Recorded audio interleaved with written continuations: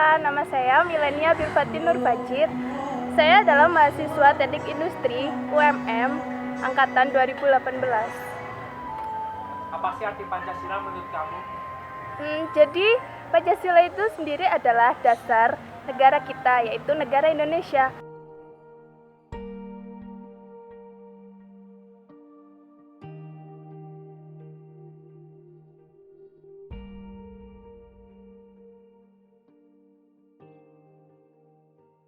Banyak orang yang belum mengetahui arti Pancasila itu sendiri.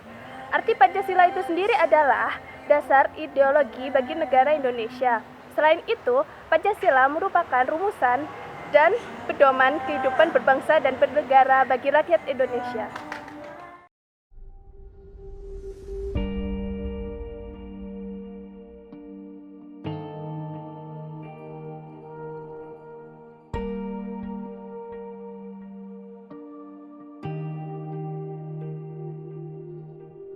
Kuatnya loyalitas masyarakat Indonesia terhadap Pancasila sebagai dasar negara membuat ideologi-ideologi lain atau bahkan negara yang terpisah dari Indonesia kurang mendapatkan dukungan. Meskipun Indonesia tidak sekaya atau sekuat bangsa-bangsa lain pada masa kemerdekaannya, Republik Indonesia dapat menghadapi segala masalah. Gagasan mengenai dasar negara mulai dibicarakan pada tanggal 29 Mei 1945 ketika rapat BBUPKI dimulai.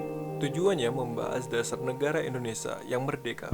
Berbagai tokoh pun menyuarakan pendapatnya, namun belum ada persetujuan tentang dasar filsafat negara. Situasi dalam persidangan mulai berubah pada hari ketiga ketika Soekarno mendapat giliran untuk menyampaikan pendapatnya pada 1 Juni 1945.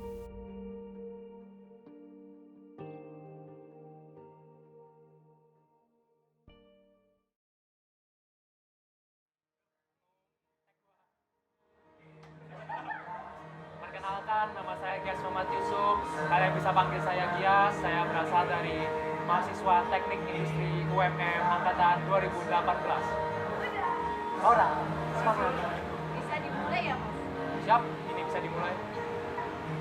Jadi, apa sih arti Pancasila menurut kamu? Pancasila itu seperti kita ketahui dari pelajaran SD, SMP, SMA itu pasti ada 5 poin. Pertama, ketuhanan yang Maha Esa. 2, kemanusiaan yang adil dan beradab.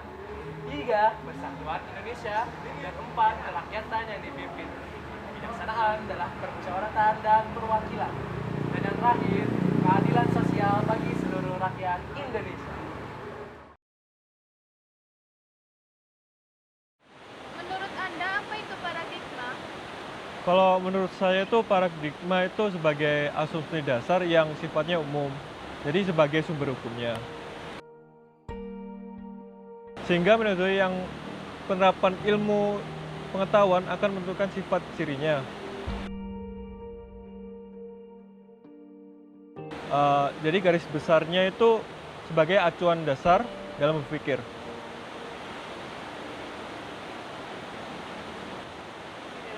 Menurut Anda, apa sih itu paradigma? Jadi, menurut saya paradigma itu adalah kerangka berpikir. Hal ini didapatkan dari arti paradigma menurut bahasa Indonesia, yaitu didaftar dari semua pembentukan dari sebuah kata yang memperlihatkan konjugasi dan deklinasi kata tersebut.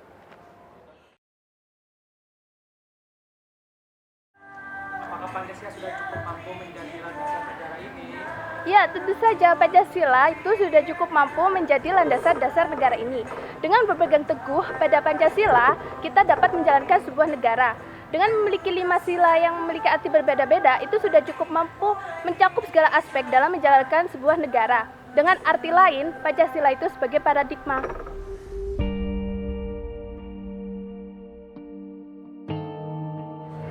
Terus apa ya hubungannya paradigma dengan Pancasila? Seperti yang kita ketahui, Pancasila merupakan dasar negara Indonesia dan juga sebuah ideologi dari negara kita sendiri, yaitu negara Indonesia.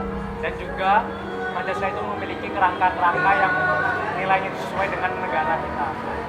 Tentunya hal ini berhubungan dengan paradigma dan Pancasila itu sendiri.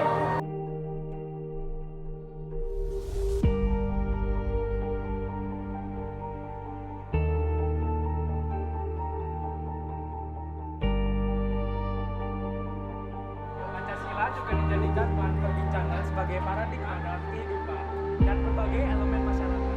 Salah satunya Pancasila sebagai paradigma kehidupan mahasiswa di kampus, di mana di dalam kampus tersebut mahasiswa akan dididik mengenai berbagai hal mengenai Pancasila, terutama penerapan dan nilai-nilai. Malam itu aku menggali di dalam ingatanku,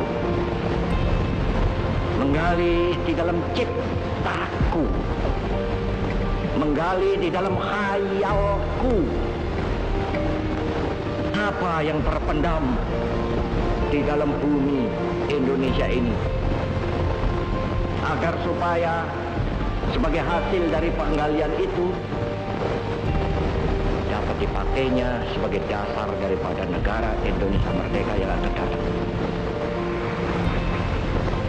Sudah terbukti bahwa Pancasila yang saya gali dan saya persembahkan kepada rakyat Indonesia, bahwa Pancasila itu adalah benar-benar satu dasar yang dinamis.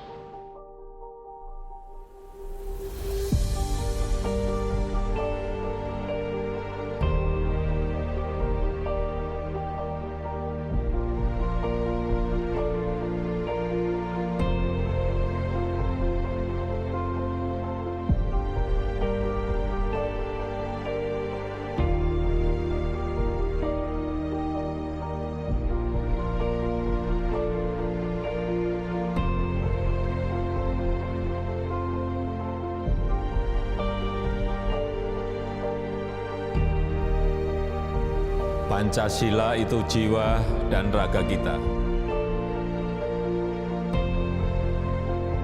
Ada di aliran darah dan detak jantung kita.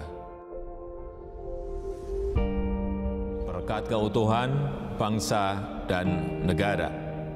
Saya Indonesia, saya Pancasila.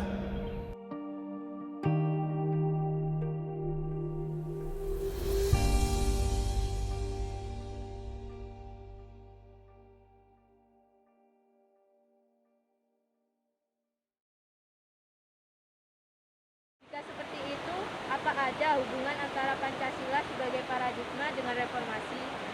Ya tentu ada. Jadi saya jelaskan dulu reformasi itu ya.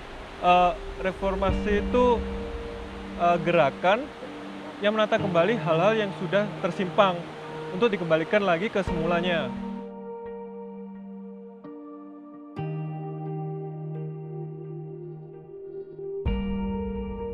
Nah, tentunya ada nilai-nilai yang ideal yang dicita-citakan oleh rakyat gitu.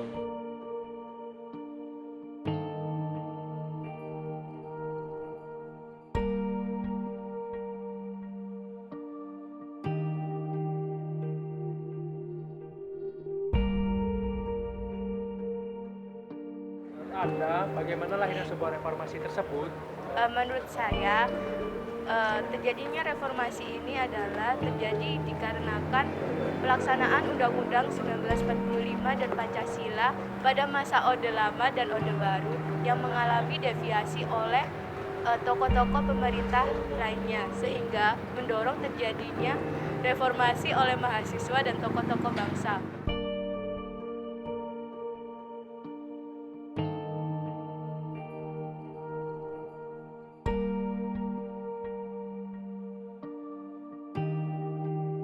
Mereka menganggap bahwa negara kita ini telah dilanda krisis di bidang ekonomi, politik, sosial, dan budaya. Sehingga reformasi lahir dengan tujuan memperbaiki krisis yang berkepanjangan, serta menata ke arah yang lebih baik lagi.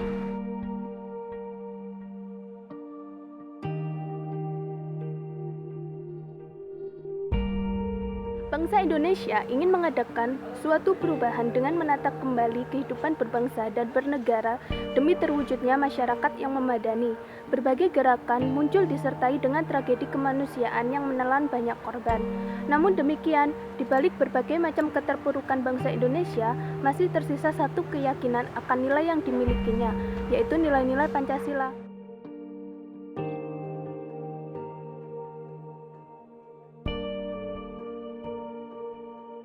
Bahkan pada hakikatnya, reformasi itu sendiri adalah mengembangkan tatanan ke arah sumber nilai yang merupakan platform kehidupan bersama bangsa Indonesia. Reformasi dengan melakukan perubahan dalam berbagai bidang yang sering diteriakan dengan jargon reformasi total tidak mungkin melakukan perubahan terhadap sumbernya itu sendiri. Oleh karena itu, justru sebaliknya reformasi itu memiliki tujuan dasar, cita-cita, serta platform yang jelas bagi bangsa Indonesia. Nilai-nilai Pancasila itulah yang merupakan paradigma reformasi tersebut.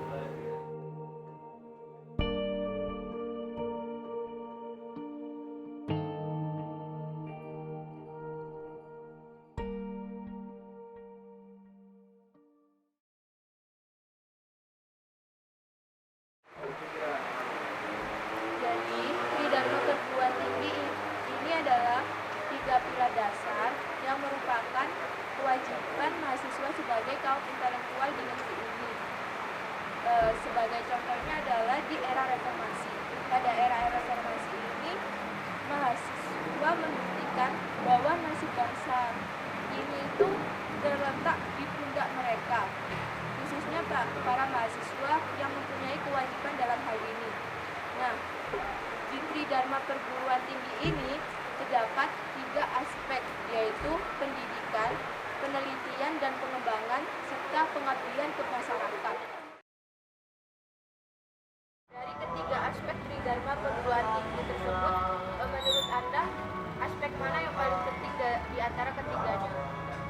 Menurut saya, aspek yang paling penting dari Tridharma Perguruan Tinggi adalah tentang pengembangan atau penelitian. Nah, dari penelitian itu, kita seorang mahasiswa dapat meneliti atau membuat sesuatu karya yang mungkin dapat berguna bagi perguruan tinggi kita, atau bagi masyarakat mungkin, atau untuk mungkin lebih ke depannya bagi bangsa dan negara, dan tentunya dapat mengharumkan nama bangsa kita di daerah internasional.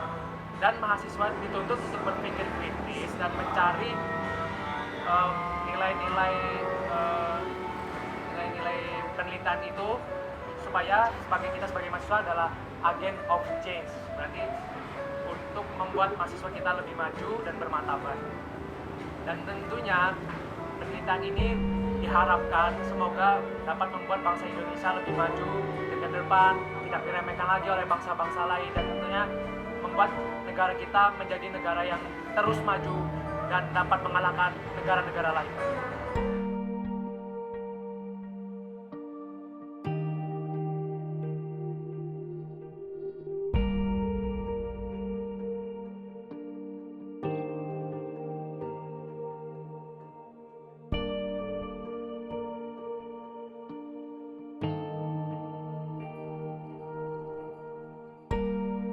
Pada pendidikan dan pengajaran termasuk poin pertama dan utama dari Tridharma Perguruan Tinggi.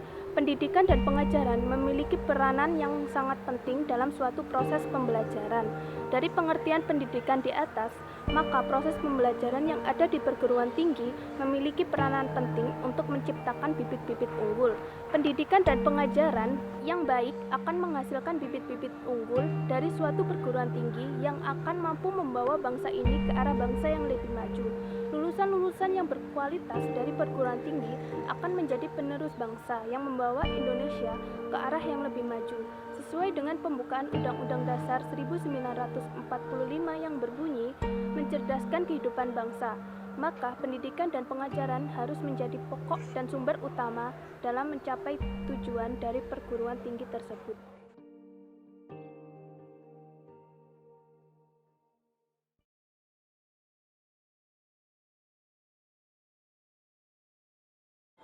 Ya, itulah dari interview dari beberapa narasumber. Semoga kalian menyukainya, dan jangan lupa like, komen, dan subscribe. Dan jangan lupa nyalain tanda loncengnya sebagai penanda video-video baru dari kita semua.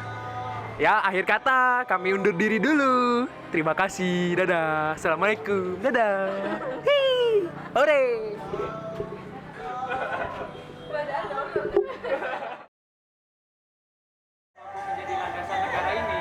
Ya, menurut saya itu sudah cukup.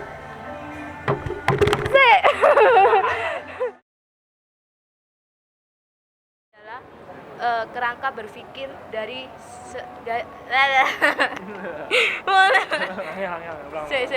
jadi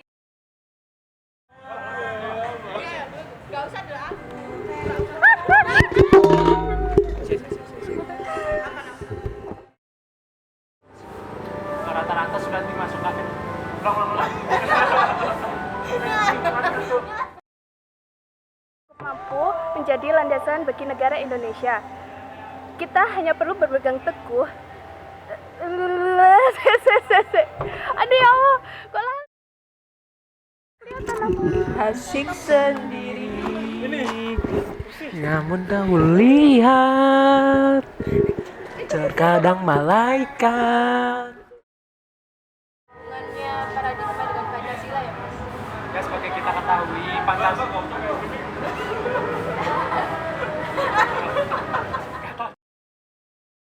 Siswala yang Balik.